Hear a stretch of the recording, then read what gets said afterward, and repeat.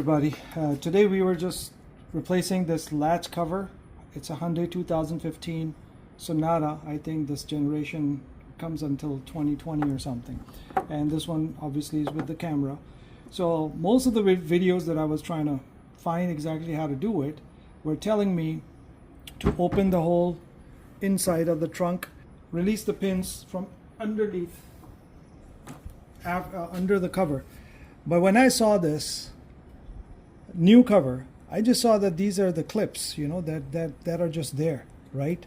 So it should be pried out, and the only two things I need is to open these screws, which are these for the camera. I already opened them, and then I realized that I should make this quick video for someone who's trying to do that. So instead of opening the whole thing, then you have to take it out and then put it back. So it's a little bit of a nightmare for a normal person.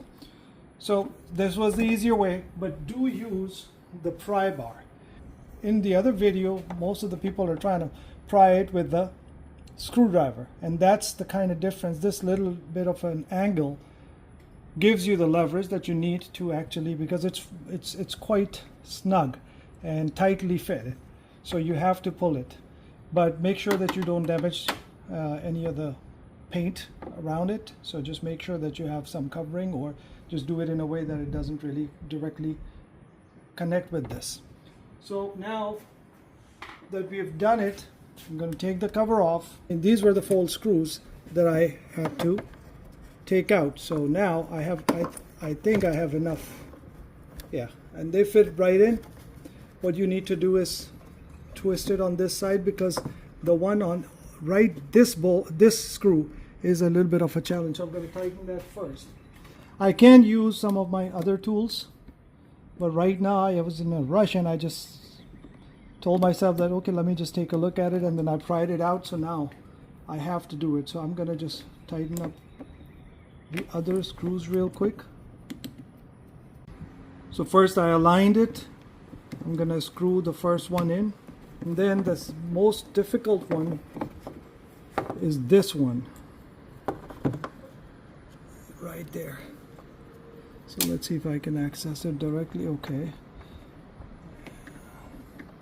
So this could be easily an hour-long job, but if you watch this video and do it the way that I'm doing with care, then you could probably get it done in like 10 minutes. That the camera is screwed in.